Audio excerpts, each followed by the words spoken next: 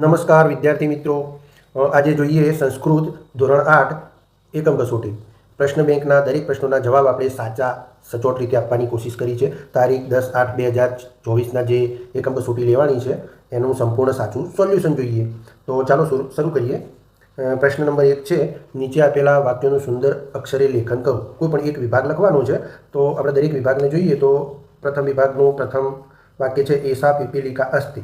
2 નંબરમાં છે, બાલકસ્ય નામ કિમ આસીત. ત્રીજું છે, સા સચ્ચિકા અસ્તિ. ભારતમ મમ દેશ. મમ શરીરે અનેકાની અંગાની સંતિ. હવે વિભાગ 2, તમારે સુંદર અક્ષરે અક્ષરલેખન જ કરવાનું છે. તો સારી રીતે ઉચ્ચારણ કરશો તો સારી રીતે લખી શકશો. સ અસ્વ અસ્તિ. બાલકસ્ય નામ એકલવ્ય આસીત. એતત પુસ્તકમ અસ્તિ. મમ માનસે દેશ સ્પૃહા અસ્તિ. મમ અંગાની સુંદરાણી સંતિ. હવે વિભાગ 3 જોઈએ. एषः गजः अस्ति. एकलव्य धनुर्विद्या पठितुम् इच्छति स्म. एषा उत्पीठिका अस्ति. अहं मम देशस्य संस्कृति गौरवम् अनुभवामि. मम पादौ चलत धावतः च. विभाग 4 છે, सः सिंह अस्ति. एकलव्य धनुर्विद्या पठितुं द्रोणाचार्यस्य समीपम् आगच्छत्. तत् वातायनम् अस्ति. अहं मम पितरौ आचार्यान् गुरुजनान् च प्रति आदरभावं धारयिष्यामि. मम हस्तो कार्य करुतः. विभाग 5 છે, एषः श्वानः अस्ति. एकलव्यः आचार्यस्य द्रोणस्य एको मूर्तिम् अरचयत. त्रीजું છે, एषः वर्गखण्डः अस्ति. ચોથું છે, अहं प्रत्येकेन सह शिष्टव्यवहारं करिष्यामि. मम दन्ता हसन्ति. તો આ રીતે આપણે વિભાગ 1 જોયો છે. હવે વિભાગ 2 ની અંદર ગદખંડ, પ્રશ્ન 2 ની અંદર ગદખંડ વાંચીને આપેલા પ્રશ્નોના જવાબ સંસ્કૃતમાં લખો. તો ગદખંડ 1 જોઈએ. તો એની અંદર તમારે ગદખંડ વાંચવાનો છે અને પ્રશ્નોના જવાબ આપવાના છે. તો પ્રથમ પ્રશ્ન છે, વૃક્ષા કુત્ર સંતિ.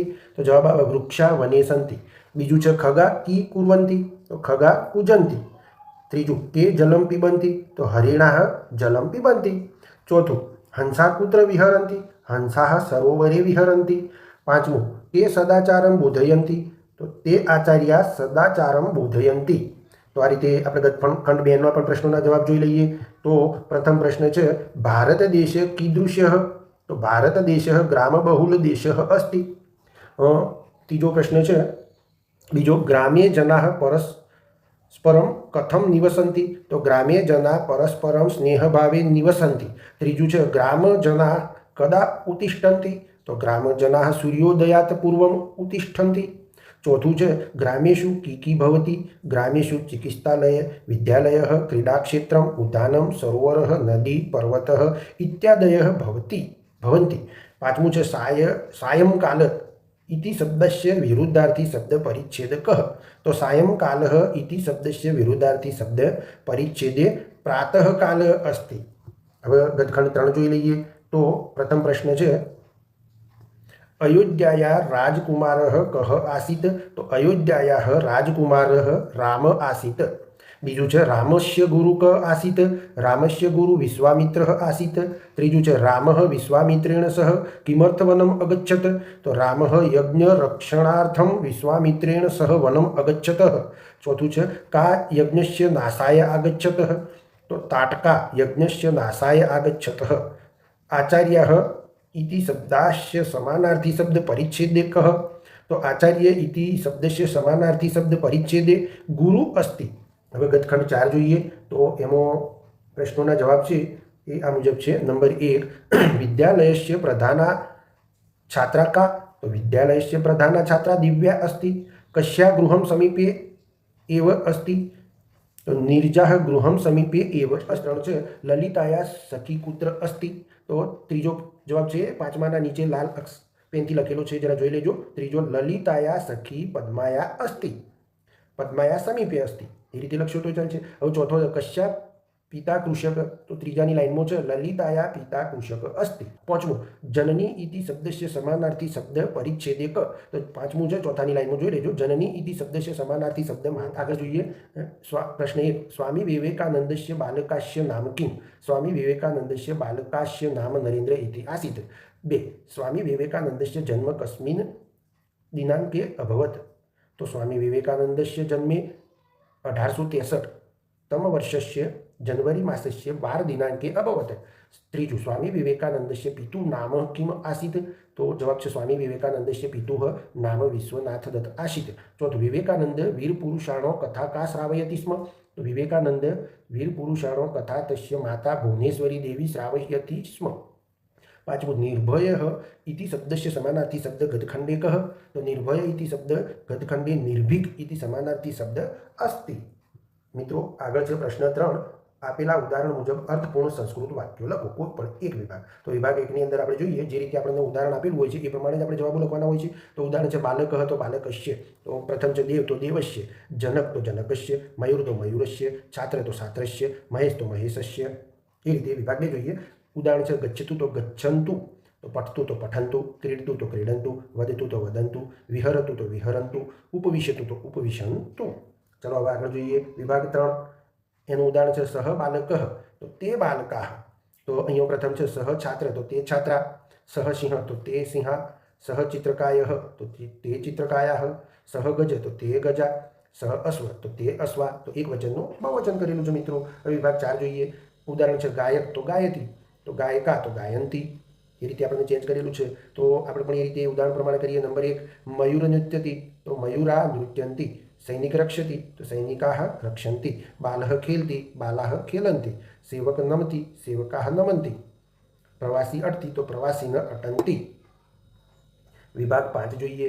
એનું ઉદાહરણ છે એષઃ રાજેશ તો એષઃ ક પ્રશ્નવાક્ય બનાવેલું છે, તો મિત્રો આપણે પણ બનાવીએ। નંબર 1 એષા માલા તો એષા કા, એતત મંદિરમ તો એતત કિમ, એષઃ કૌશિક તો એષઃ કહ, તત યાનમ તો તત કિમ, સા પૂજા તો સા કા। તો આ રીતે આપણે પ્રશ્ન વાક્યો બનાવવાના છે મિત્રો। હવે આપણે પ્રશ્ન 4 તરફ જઈએ। પ્રશ્ન 4 આપેલા ગુજરાતી વાક્યોને સંસ્કૃતમાં લખો। તો હવે આપણે સંસ્કૃતની અંદર લખવાના છે વાક્યોને। તો પ્રથમ વિભાગમાં છે આ ઘોડો છે તો એષઃ અશ્વ। 2 એકલવ્ય ધનુર્વિદ્યા જાણે છે તો એકલવ્ય ધનુર્વિદ્યા જાનાતિ, હું 8મા ધોરણમાં ભણું છું તો અહમ અષ્ટમ શ્રેણીમાં પઠામી। 4 વિદ્યાલયમાં પુસ્તકાલય છે, વિદ્યાલયમાં પુસ્તકાલય છે તો વિદ્યાલયે પુસ્તકાલયઃ અસ્તિ। 5 તે અભ્યાસ કરે છે તો સહ પઠતી અથવા તો સહ અધ્યયનમ કરોતિ। તો મિત્રો આ રીતે આપણે ગુજરાતીમાંથી સંસ્કૃત ભાષા કરવા માટે ગૂગલ ટ્રાન્સલેટ નામની એક એપ આવે છે, એનો પણ સહારો લીધેલો છે। તમારા પુસ્તકમાં અલગ રીતે પણ કરેલું હશે કદાચ, બંને વાક્યો સાચા જ હોય છે, તમે કરશો એ પણ સાચું હશે અને અહીંયા ગૂગલ ટ્રાન્સલેટથી કરેલું છે એ પણ સાચું છે। તો હવે વિભાગ 2 ની અંદર પહેલું જોઈ લઈએ। તે પુસ્તક છે તો સહ પુસ્તકમ અસ્તિ, હું મૂર્તિને પ્રણામ કરું છું, અહમ મૂર્તિમ નમામી। આજે શનિવાર છે, અધઃ શનિવાસરઃ અસ્તિ, મારું ગામ સુંદર છે, મમ ગ્રામઃ સુંદરઃ અસ્તિ, તે દરરોજ શાળાએ જાય છે, સહ પ્રતિદિનમ વિદ્યાલયમ ગચ્છતિ। વિભાગ 3 અમે શિક્ષકો છીએ, વયમ શિક્ષકા સ્મ। અર્જુન દ્રોણાચાર્યનો શિષ્ય છે તો અર્જુન ગુરુ દ્રોણસ્ય શિષ્ય। આસિત લખો અથવા અસ્તિ લખો।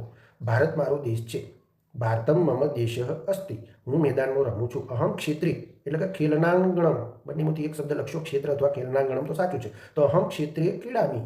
બગીચો સુંદર છે તો ઉદ્યાનમ અથવા તો પુષ્પવાટિકા, બંનેમાંથી એક જ લખવાનું, પુષ્પવાટિકા સુંદરમ અસ્તિ। તો મિત્રો બે અર્થ હોય છે, તો કોઈ વિદ્યાર્થીઓ આ રીતે લખશે તો પણ ચાલશે, બીજો અર્થ લખશે તો પણ સાચું હોય છે વાક્ય।